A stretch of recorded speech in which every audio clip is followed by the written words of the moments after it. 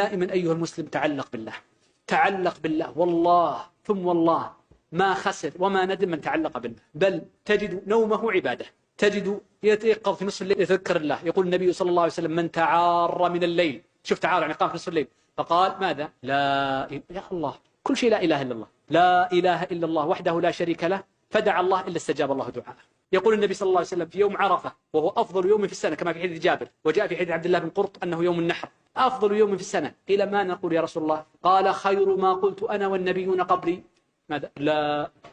لا إله إلا الله وحده لا شريك له، له الملك وله الحمد.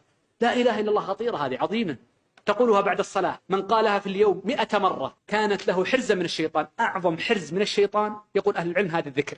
ومن قالها وجد أثرها في عبادته واستيقاظه لصلاة الفجر ونحو ذلك. كلمة لا إله إلا الله عظيمة، عظيمة جدا جدا جدا جدا، ما من عبادة لو فيها لا إله إلا الله.